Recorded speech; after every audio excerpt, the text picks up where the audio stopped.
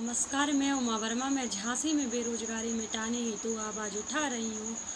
राहुल गांधी जी और हमारी प्रियंका गांधी जी को जो हाथरस हादसे में पुलिस ने हिरासत में लिया था, अब उन्हें रिहा कर दिया है तथा दिल्ली तक ले जाने की बात की जा रही है तथा दिल्ली तक छोड़ने की बात की जा रही है।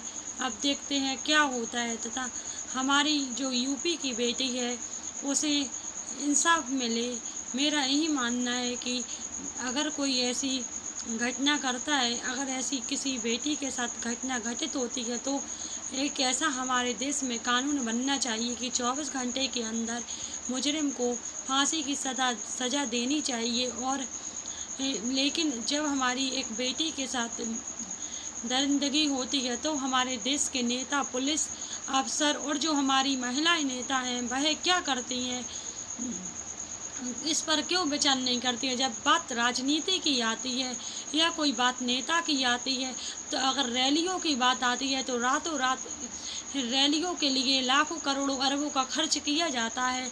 लेकिन जब एक यूपी की में हमारे हाथरस में हादसा होता है और मतलब हमारी यूपी की बेटी को दरिंदगी से मार दिया जाता है तथा उसके शव को भी जला दिया जाता है तथा उसकी जीभ काटी जाती है और उसके साथ उसका गला गौंद कर हत्या की जाती है तथा उसे मारने का प्रयास किया जाता है, तो हमारे नेता, मंत्री, अधिकारी, हमारे मुख्यमंत्री, प्रधानमंत्री सभी हाथ पे हाथ धरे बैठे रहते हैं। लेकिन और हमारे जो नेता हैं, अगर उनके रिलेशन में अगर कोई भी रैली करते हैं या उनके घर में कोई भी व्यक्ति घर से बाहर जाता है तो 10-10, 12-12 जैसी सिक्योरिटी लगाई जाती हैं। लेकिन जब हमारे देश में महिला के साथ ऐसा होता है तो वह पुलिस फोर्स कहाँ चला जाता है और वह नेता, मंत्री और जो महिला अधिकारी हैं और जो महिला मंत्री हैं अभी बनी हुई बैठी हैं, कुछ महिला मंत्री जैसे स्मृति ईरानी, अब उनकी आवाज़ कहाँ चली गई पता ही नहीं, समझ में नहीं आता कहाँ क्या होता है इस देश में। और किसी को एक बेटी इंसाफ नहीं दिला पाती है। और हमारी महिला जो अधिकारी होती हैं उनको सोचना चाहिए, समझना चाहिए तथा हमारी जो यूपी की बेटी है तथा हमारे देश की बेटियां हैं उनके बारे में सोचना चाहिए। कभी गलत हो तो उन्हें सभी महिला अधिकारी जो मंत्री पद पर हमारी महिला बैठी हुई हैं उनको मिलकर आवाज़ उठाना चाहिए। ऐसे हमारे देश में कब तक चलेगा और कब तक हमारा देश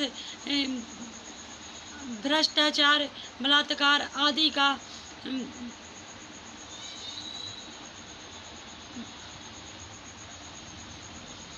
आरोपी होता रहेगा। लेकिन हमारी जो महिला मंत्री हैं उन्हें सोचना चाहिए और हमारे देश के प्रधानमंत्री को भी सोचना चाहिए, मिलकर आवाज़ उठाना चाहिए। यहाँ तक कि अगर कोई उनके परिजनों से मिलने जाता है तो उन्हें भी रोक लिया जाता है, उन पर लाठीचार्ज किया जाता है। ये कहाँ की इंसाफी है, इंसानियत कहाँ गई? इंसानियत तो है ही नहीं इस देश में।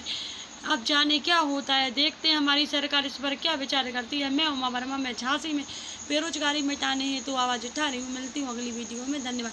कृपया वीडियो को लाइक कीजिए, शेयर कीजिए, कमेंट कीजिए। कृपया मेरे चैनल को सब्सक्राइब कर दीजिए।